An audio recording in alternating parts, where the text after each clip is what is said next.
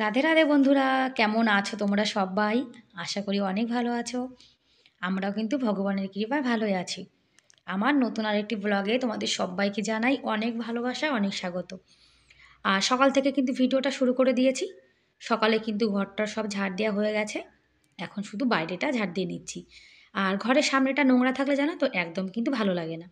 আর এখন নিম পাতা পড়ার সময় চলে এসছে, যার জন্য দেখো কতটা নিম পাতা পড়েছে। আর 15-20 দিন পরে কিন্তু আরও বেশি নিম পাতা পড়বে। আর এটা তো ধুলোর দেশ, চারিদিকে দেখো শুধু ধুলো আর ধুলো। আমি ঝাড় দিচ্ছি, পুরো ধুলোয় কিন্তু ভরে গেছি। আর এদিকটাও কিন্তু ঝাড় দিয়েছি। তা পুরো ঝাড় দেওয়ার ভিডিও দেখালে তো একদম ভালো লাগবে না, যার জন্যে আর দেখালাম না। আর রোদ্দুর দেখো কত সুন্দর উঠেছে। আর এরকম রোদ্দুর উঠলে কিন্তু শীতটা একটু কমই লাগে। তবুও শীত কিন্তু ভালোই আছে, কিন্তু আগের থেকে শীতটা অনেকটা কমেছে। আর আমাদের ঘরের সামনে যেটুকু সবুজ আছে সেটুকুই তোমাদের সঙ্গে শেয়ার করলাম। দেখো রাস্তাটা ঝাড় দেওয়ার পরে কত সুন্দর পরিষ্কার হয়ে গেছে। আর আমরা কিন্তু সবাই আমাদের ঘরের সামনেটা কিন্তু এরকম ঝাড় দিয়ে পরিষ্কার করে রাখি, তাহলে দেখতেও ভালো লাগে।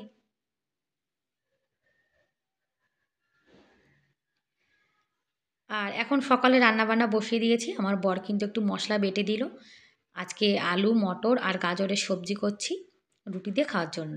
আর ভাত করেছি, 2 বাচ্চা ভাত খাবে। আর আমার ছেলে স্কুলে রুটি নিয়ে যাবে।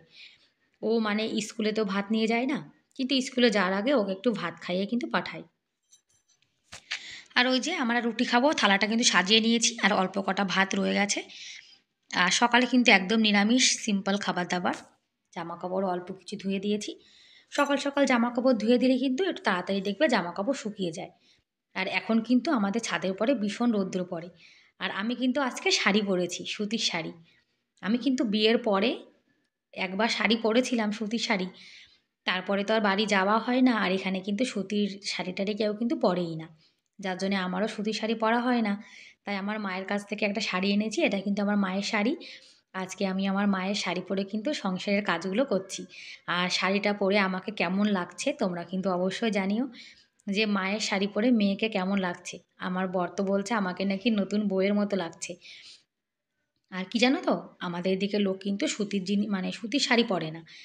সেই জন্য সুতির শাড়ি আমার কাছে কিন্তু একটাও নেই। তাই এবার বাড়িতে গেছিলাম, সেই জন্য বাড়ির থেকে একটা নিয়ে এসেছি।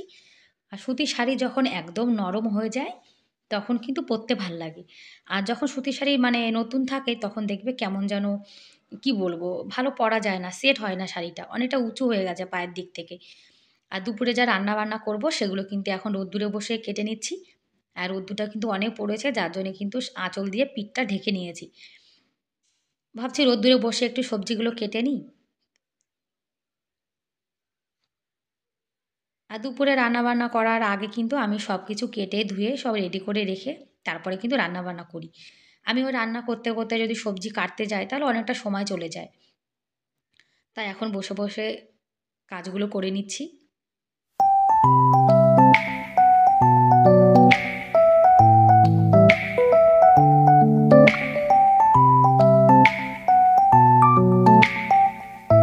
আর শাড়ি না পরে পরে জানো তো, শাড়ি পরে কোনো কাজই মানে করতে পারি না। অনেকে শাড়ি পরে কত সুন্দর কাজ করে, কিন্তু আমি পারি না একদমই। এই যে সব কেটে রেখেছি, এখন নিচে যাব, তারপরে সবজিগুলোকে ধুয়ে নেব। আজকে করব ভেন্ডি ভাজা, আর একটু সবজি ডাল করব মুগের ডাল দিয়ে, আর ফুলকপি আলু ঝোল করব।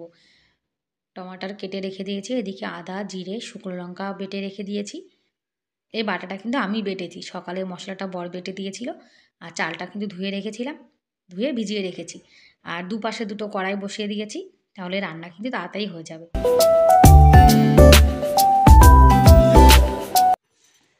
আর এখন শীতকাল, যার জন্য কারেন্ট কিন্তু একদম ভালো আসে না, সেই জন্য গ্যাসেই বেশিরভাগ করতে হয়।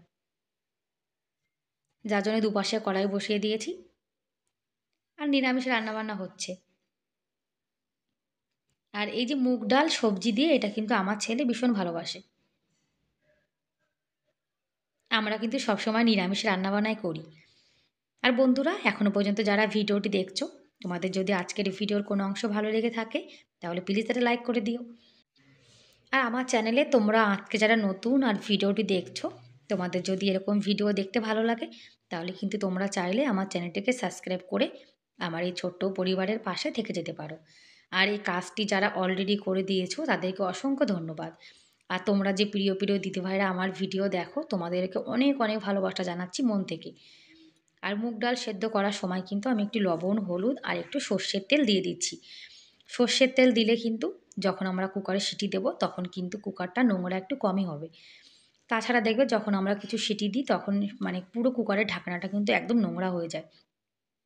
আদা জিরে বাটার মধ্যে একটু লবণ, হলুদ আর একটু শুকনো লঙ্কার মানে কাশ্মীরি লাল লঙ্কার গুঁড়ো দিলাম কালারের জন্য। আর তরকারির জন্য গরম জল করে রেখেছি।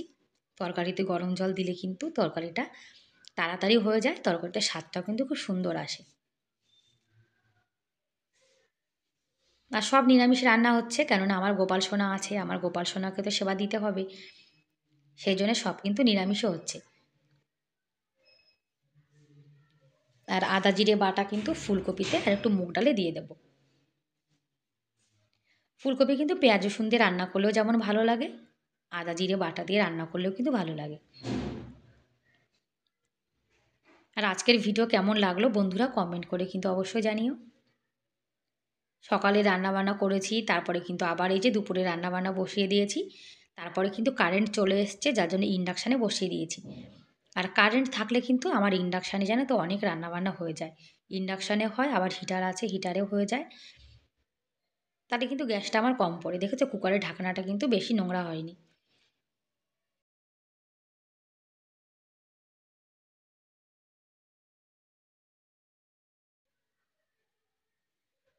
আজকে আমি বাঙালি বউদের মতো সুতির শাড়ি পরেছি।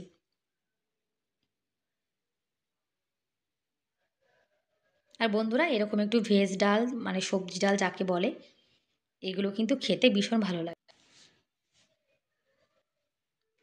এই যে দুপুরে রান্নাবান্না করছি, রাত্রিরে কিন্তু আর রান্না করতে হবে না। সকালে তো রুটি খেয়েছিলাম, আর দুপুরে ভাত খাবো, ভাতটাও কিন্তু এপাশে বসিয়ে দিয়েছি। আর ফুলকপিটাও কিন্তু হয়ে গেছে। আর ফুলকপির মধ্যে মানে শীতকালের যে ফুলকপি তার মধ্যে একটু ধনেপাতা না দিলে কিন্তু একদমই ভালো লাগে না। আর একটু ভাজা মশলাও দিয়ে দিলাম। এইভাবে নিরামিষ ফুলকপি রান্না করলে কিন্তু জানো তো খেতে অসাধারণ হয়। আর ফুলকপি যদি একদম গলে যায় তাহলে কিন্তু ভালো লাগে না, ফুলকপিটা যদি হালকা হালকা আস্ত থাকে সেটাই কিন্তু খেতে ভালো লাগে। সবজিটা সেদ্ধ করার জন্য একটু ঢেকে দিয়েছিলাম। আর আগে জানো তো আমি বিয়ের পরপর একদম রান্নাবান্না কিছুই করতে জানতাম না। তারপরে সংসার করতে করতে কিন্তু রান্না বান্না সংসারের সব কাজ ধীরে ধীরে সব কিন্তু শিখে গেছি। প্রথম প্রথম আমি একদম রান্না করতে পারতাম না জানো তো। তারপর সবার রান্না বান্না দেখে, তারপরে ফোনে রান্না দেখে তারপরে কিন্তু আমি শিখে গেছি। ব্যাস তৈরি হয়ে গেছে দেখো আমাদের সবজি ডাল। আমার বর তো বলে এরকম ডাল দিয়ে নাকি ভাত খাওয়া হয়ে যায়, আর কোনো সবজি লাগে না। আর একটু ভাজা মশলা দিয়ে দিলাম। এর মধ্যে কিন্তু কাজু তারপরে কিশমিশ এগুলো দিলেও কিন্তু ভালো লাগে। কিন্তু আমার ছেলে জানো তো কাজু একদম খেতে চায় না, যার জন্য ওসব কিছুই দিইনি। একদম সিম্পলভাবে কিন্তু রান্না করেছি। এই দেখো আজকের দুপুরের মেনু একদম নিরামিষ, একটু বড়ি ভাজা করেছি। বড়ি ভাজা জানো তো আমার খেতে ভীষণ ভালো লাগে। আর এখন গোপাল সোনার জন্য আলাদা করে সব তুলে রেখে দেবো। ভাতটাও কিন্তু হয়ে গেছে। এই যে আমার গোপাল সোনার জন্য কিন্তু গোপাল সোনার থালি রেডি করে দিয়েছি। ভেন্ডি ভাজা করেছি। এখন আমার গোপাল সোনাকে সেবা দিয়ে দেবো। আমার গোপাল সোনা কিন্তু সকালে খেয়ে দিয়ে খেলা করে একটু ঘুমিয়েছিল। এখন ঘুম থেকে উঠে আমার গোপাল সোনা সেবা করছে। আর গোপাল সোনার সেবায় কিন্তু তুলসী পাতা অবশ্যই জরুরি। তুলসী পাতা ছাড়া কিন্তু গোপাল সোনার ভোগ লাগে না। গোপাল সোনার সেবা হয়ে গেছে, তারপরে কিন্তু আমাদের সেবার পালা। এই যে দেখো আমাদের সেবায় কিন্তু আজকে একদম সিম্পল ভেজ থালি যাকে বলে। ব্যাস বন্ধুরা, বাই বাই।